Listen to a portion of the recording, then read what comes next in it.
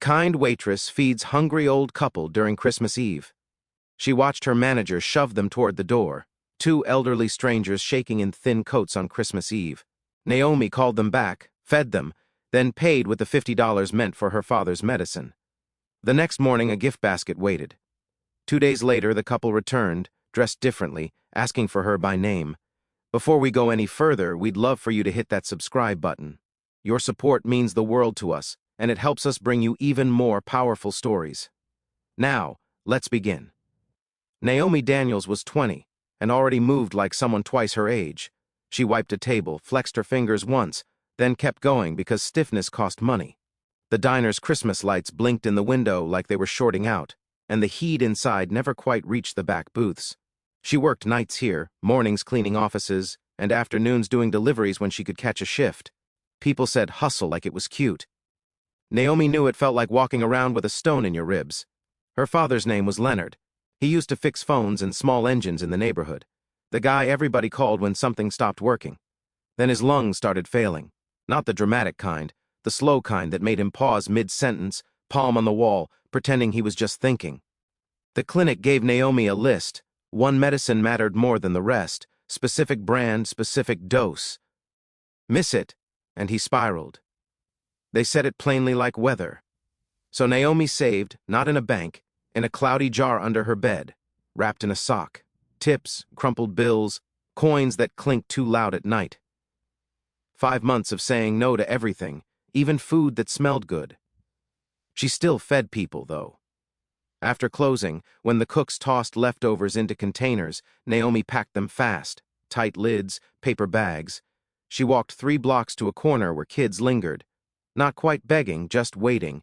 She handed bags over without making eye contact, like she was scared of turning kindness into a performance. One boy once asked her, "Why are you always doing that?" Naomi shrugged and said, "Because I can." Then she pointed at his shoes and told him to tie the laces before he ate. He rolled his eyes, but he did it. By Christmas Eve, the jar finally hit $50. Naomi counted it twice on her mattress, lips moving, then pressed the bills flat with her palm like she could iron luck into them. Tomorrow morning, she told herself. First thing at work, the manager, Grant, stomped around in a red sweater that fit too tight. He liked to remind everyone the holiday rush paid their rent, like rent was a favor he personally approved. Smile more. He snapped when Naomi passed him. People tipped for happy.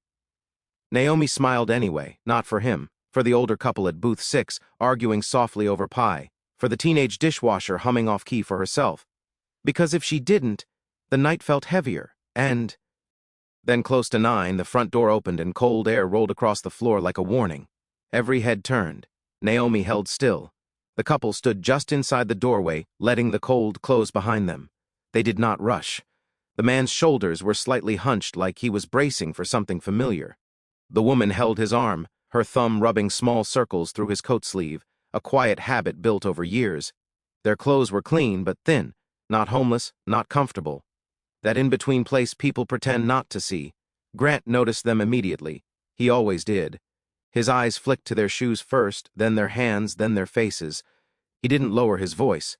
"We're full," he said, even though 3 booths sat empty near the window. "Christmas rush, you understand?"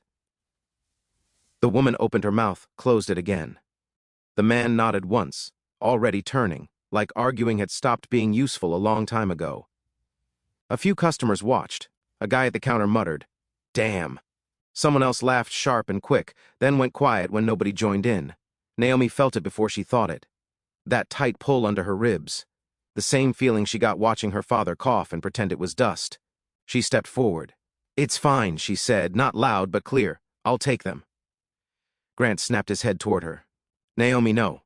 We're not running a shelter." She didn't look at him. She smiled at the woman instead. "You can sit here," she said, guiding them toward a booth near the BACK where the heat worked better. The woman's eyes widened like Naomi had handed her something fragile. They sat slowly. The man's knees cracked when he bent them. He winced, then smoothed his face. Menu stayed closed. Naomi brought soup first, then bread, then plates that smelled like comfort instead of effort. The couple ate like they were being timed, then slowed down once they realized nobody was watching them leave. "Thank you," the woman said softly.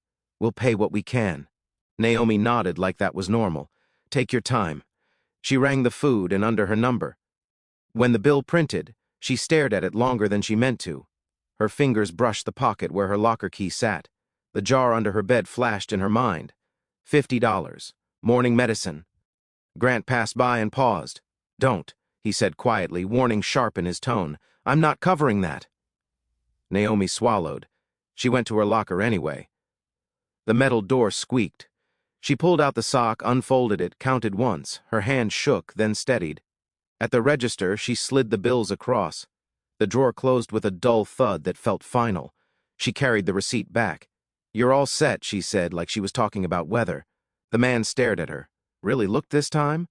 The woman's eyes filled, but she blinked it back. You didn't have to, she said. Naomi shrugged. It's Christmas.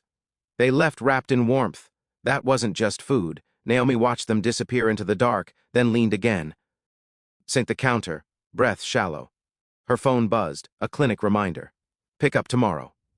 She turned the screen face down and went back to work. The door closed behind the couple and the diner sound rushed back and like nothing happened. Plates clinked ked. A fork dropped. Someone asked for more coffee. Grant exhaled through his nose and walked off without saying a word. That was worse than yelling. Naomi wiped the counter twice in the same spot before realizing her hands were shaking. She finished the shift on autopilot. Smiles on cue. Orders repeated back. Her body knew the routine even when her head drifted. Every time the bell rang at the window, she flinched, half expecting Grant to call her name again. When the doors finally locked, Naomi walked home instead of taking the bus. The cold cut through her jacket, sharp and honest. She welcomed it. It kept her awake. At the apartment, the lights were off except for the kitchen. Leonard sat at the table, shoulders rounded, a mug between his hands. He smiled when he saw. That careful smile meant to protect her from worry. You eat? He asked. Yeah, she said too fast. She set her bag down slowly, like sudden movements might break something.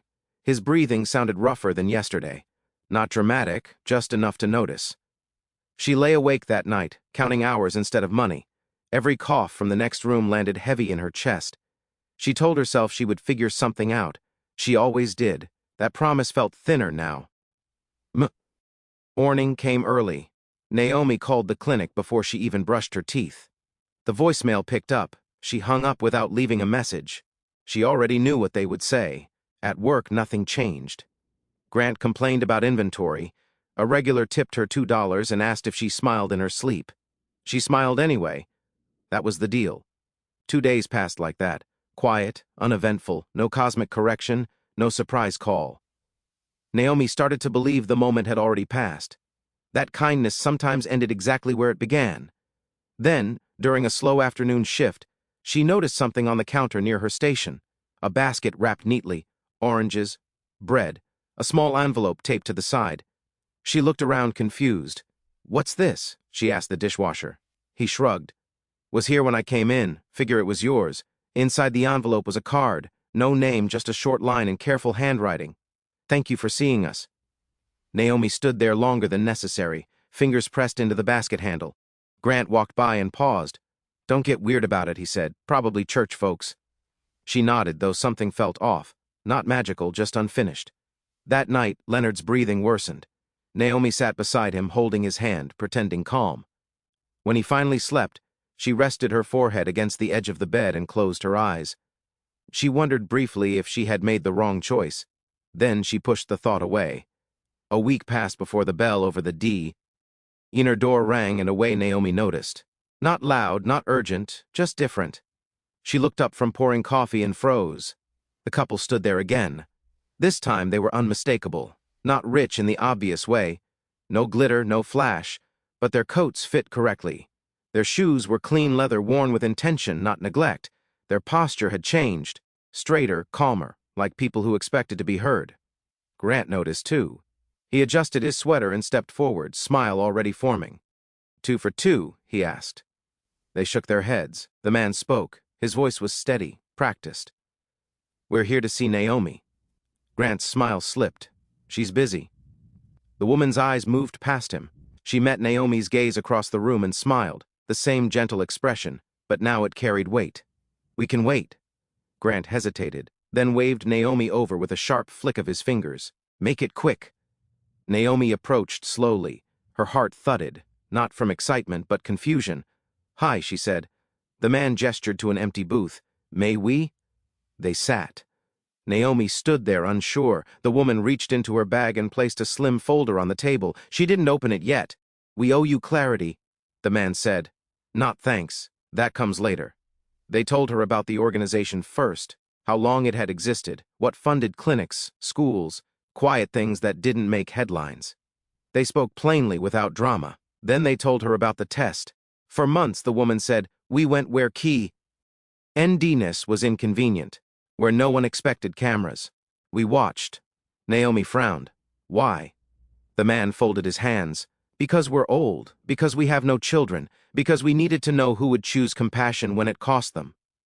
Naomi shook her head slightly. "I didn't know any of that. That's why it mattered," the woman said. They slid the folder toward her. Inside were documents, medical invoices already stamped paid. Leonard's name printed cleanly at the top. Naomi's breath caught. She touched the page like it might disappear. "All current and future treatment," the man said, handled. Naomi's vision blurred. "I can't," she started. "You already did," the woman replied. "You paid first." Grant hovered nearby, pretending to clean, his ears strained. When he saw Naomi's face change, his own tightened. "There's more," the man said. "Your education, any field you choose, fully funded, no obligation except that you keep being who you are." Naomi laughed once, sharp and disbelieving, then pressed her hand over her mouth. Grant stepped in. "Is there a problem here?" The man finally looked at him. "Come." Assessing. "No," he said. "We're done."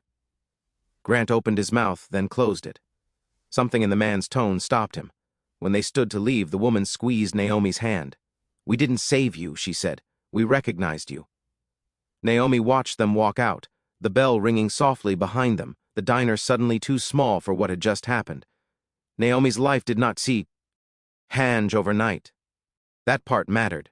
She still worked shifts, still rode the bus, still counted hours, but the pressure lifted just enough for her to breathe. Leonard's medicine arrived on time. His coughing softened. He slept longer.